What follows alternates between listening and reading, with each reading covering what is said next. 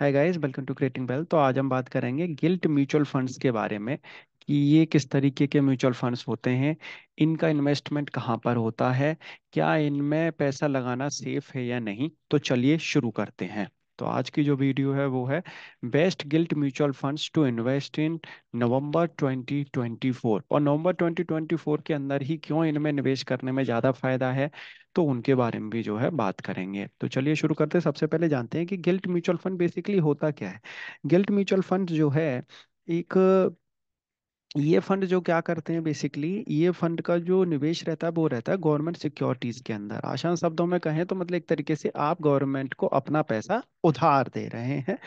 और ये बेसिकली है क्या है कि ये निवेश शानदार क्यों है, अच्छा क्यों है। ये निवेश इसलिए सही है क्योंकि ये गवर्नमेंट की तरफ से रिकॉग्नाइज्ड है, इसलिए ये सबसे सुरक्षित ऑप्शंस में से एक में आता है।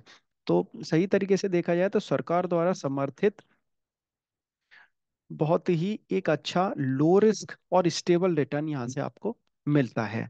लेकिन सुरक्षित होने का मतलब यह नहीं है कि रिटर्न कम मिलेगा। सही समय पर निवेश करने पर गिल्ट फंड अच्छे रिटर्न भी आपको दे सकते हैं। तो दूसरी बात करते हैं कि नवंबर 2024 में गलत फंड में निवेश क्यों करें। तो सबसे बड़ी बात है कि निवेश सही टाइम पर होना चाहिए। अगर निवेश आपका अगर सही समय पर है तो बिल्कुल जो है आपको एक बेटर वहां से एक परफॉर्मेंस मिलती है देखने को। दूसरी बात, आपका अमाउंट भी अच्छा खासा बढ़ता हुआ दिखता है। तो गिल्ट म्यूचुअल फंड बेसिकली नवंबर में अगर आप निवेश करते हैं तो ये बहुत ही बिल्कुल समय सही रहता है, क्योंकि आरबीआई की जो ब्याज दरें हैं, आरबीआई ने बेसिकली अपनी ब्याज दरों को स्थिर रखा हुआ है। और जो इनका मुद्रास्फीति की अगर रेंज की अगर बात करें, वो भी नियंत्रण में है, जिससे सरकारी बॉन्ड बहुत ही आकर्षक रिटर्न दे रहे हैं। तो इसका मतलब है कि अभी गिल्ट फंड में निवेश करना आपके पोर्टफोलियो को संतुलित करने और जोखिम कम करने के लिए सही कदम हो सकता है। तो मेरे हिसाब से गिल्ट फंड जो बनते अपने म्यूचुअल फंड्स का जो पोर्टफोलियो है या अपना जो भी इन्वेस्टमेंट जो कर रहे हैं, अगर उनको अपना एक सिक्योर करना है, डाइवर्सिफाई करना है, कोई सिक्योर ऑप्शंस अगर देखने हैं, तो गिल्ट म्यूचुअल फंड एक बेटर ऑप्शन हो सकता है। तो अभी बात करेंगे कि जो आरबीआई के जो रेपो रेट है वो किस तरीके से जो है अभी परफॉर्म कर रहा है। तो पिछले 10 साल का डेटा मैं आपके सामने रख रहा हूँ। तो आप देखेंगे तो गवर्नमेंट ने, आरबीआई ने 2013 से 2019 तक की अगर बात करें तो इन्फ्लेशन को कंट्रोल में रखा है। दूसरी बात, उन्होंने रेट कट भी किए हैं। 2013 में देखेंगे तो 8% के आसपास का रेपो रेट था, जो 2019 में 5.15% के आसपास जो है आता हुआ देखा है। तो आप देखेंगे तो यहाँ पे कटौती भी देखने को मिली है इस अवधि में। और आर्थिक वृद्धि को जो बढ़ावा देना और इनको जो है रेपो रेट करने में कई बार जो है कटौती की गई है। तो इससे काफी फायदा भी मिला है। इस नीति का उद्देश्य बाजार की जो लिक्विडिटी है उसको बढ़ाना है, निवेश और खपत को प्रोत्साहित करना होता है। तो यहाँ पर अगर बात कर लें कि 2020-21 में कोविड में भी जो है गवर्नमेंट ने अपने जो रेपो रेट हैं वो बहुत ही कम कर दिए थे। इसके साथ ही आरबीआई ने लंबी अवधि के रेपो रेट और बात करें ऋण पूर्व भुगतान की राहत जैसे उपाय भी लागू किए, जिससे वित्तीय तनाव को कम किया जा सके। जो भी प्रॉब्लम थे, जो फाइनेंशियल क्राइसिस थे या फाइनेंशियल स्ट्रेस थे, तो उनको भी काफी जो उन्होंने कम किया। तो फायदा देखेंगे, गवर्नमेंट ने जो भी जैसी सिचुएशंस रही उनसे संभलने की काफी अच्छे तरीके से जो है काम किया है, उनसे संभले हैं। अब rate hikes and inflation control की भी अगर बात करें तो 2024 में जो इन्फ्लेशनरी प्रेशर जो सर्ज हुआ globally due to supply change की अगर बात करें, तो उसको भी जो है गवर्नमेंट ने अच्छे से एड्रेस किया। अब यहाँ पर अगर देखेंगे तो इन्फ्लेशन ने सपोर्ट द जो रुपए जो है सपोर्ट मिला, यूएस डॉलर को जो अपना एक बढ़ावा मिला, बढ़त मिली है। तो आरबीआई ने देखेंगे तो एक अब accommodative and raising repo rate अपना जो है रखा हुआ है। तो अब देखेंगे तो अभी बाई एंड 2022 6.50 के आसपास का इनके रेपो रेट है। तो अब उसको उन्होंने कंट्रोल में रखा हुआ है। तो सबसे बड़ी बात है कि बहुत अच्छे से गवर्नमेंट जो है अपने जो रेपो रेट हैं उनको जो है कंट्रोल में करती हुई दिख रही है। जो इनकी जो पॉलिसी रेट हैं उनको जो है सही तरीके से जो है एक उन पे काम करती हुई दिख रही है। तो हर तरीके से जो भी इकोनॉमिक, ग्लोबल इकोनॉमिक या डोमेस्टिक इकोनॉमिक जो भी चैलेंजेस हैं उनको सही तरीके से जो है मेंटेन करके रख रही है। तो इस तरीके से अगर देखें, अगर सही से मेंटेन अगर किया जाए रेपो रेट को और बढ़ने ना दिया जाए रेपो रेट को, तो उससे क्या है कि गिल्ट जो म्यूचुअल फंड है उनको काफी फायदा मिलता है। बढ़ते हुए रेपो रेट पे फायदा नहीं मिलता है, घटते हुए रेपो रेट पे काफी अच्छा खासा फायदा मिलता है।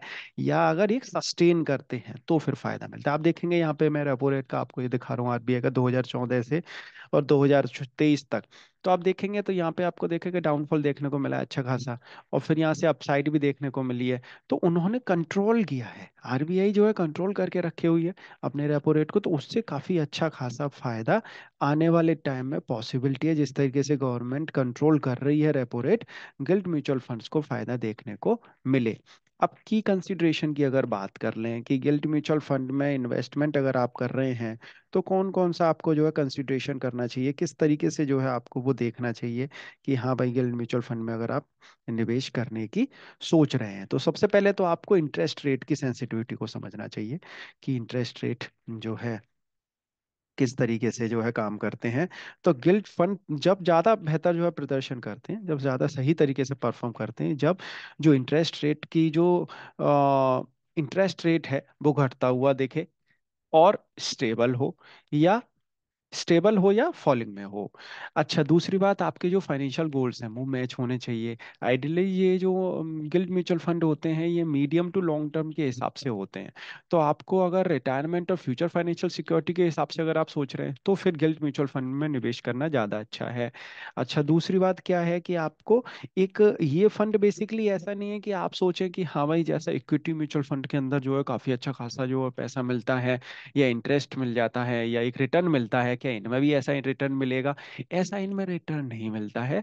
रिटर्न इनमें बहुत ही जो है कम रिटर्न होता है उनके हिसाब से। लेकिन तब भी अगर देखेंगे तो एफडी या जो सिक्योर्ड जितनी भी जो है चीजें रहती हैं, सिक्योर्ड जितने भी जो है इन्वेस्टमेंट्स रहते हैं, उनसे ज्यादा ही अच्छा खासा रिटर्न इनमें मिलता है। तो ओवरऑल अगर आप देखें तो आप सिक्योर्ड जाना चाहते हैं और डाइवर्सिफाई करना चाहते हैं अपने पोर्टफोलियो को, तो उसके हिसाब से गिल्ट म्यूचुअल फंड अच्छा रह सकता है। गिल्ट म्यूचुअल फंड एक तरीके से आपके पोर्टफोलियो के लिए एक सुरक्षित आधार की तरह है।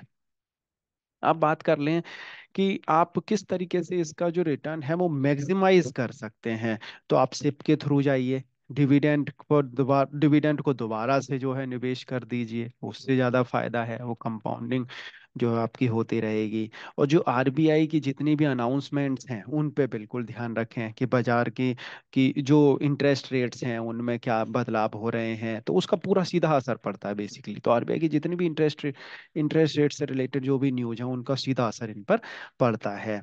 तो यहाँ पे फायदा क्या है कि आप अगर इन सब चीजों को अगर देखते रहेंगे तो आप जो गिल्ट म्यूचुअल फंड है वो आप जो है सही तरीके से उसमें निवेश कर पाएंगे। तो अगर बात कर लें कि कौन कौन से गिल्ट म्यूचुअल फंड हैं जिनमें जो है निवेश करना चाहिए, तो मैं आपके सामने रख रहा हूँ, तो आप यहाँ पे देखिए। तो H D F C gilt mutual H D F C gilt fund है, Nippon India gilt security fund है, बंधन जी सिक्योरिटी फंड है, एसबीआई मैग्नम गिल्ट फंड है, आईसीआईसी प्रूडेंशियल गिल्ट फंड है, Aditya Birla sun life government security fund है। तो ऐसे कुछ guild mutual funds हैं जिनके अंदर आप इन्वेस्ट कर सकते हैं। तो कंक्लूजन की अगर बात करें, बहुत ही सेफेस्ट जो है, अगर आप बैट लगाना चाह रहे हैं इस नवंबर या दिसंबर में, तो आप अपना कोई भी एक फेवरेट गिल्ड फंड जो है ले सकते हैं, या आप ले सकते हैं। अगर आपको आपके पास कोई भी आपका कोई फेवरेट गिल्ड फंड है जो आपने ऑलरेडी ले रखा है, तो आप जरूर हमें जो है इस वीडियो के कमेंट बॉक्स में बताइए।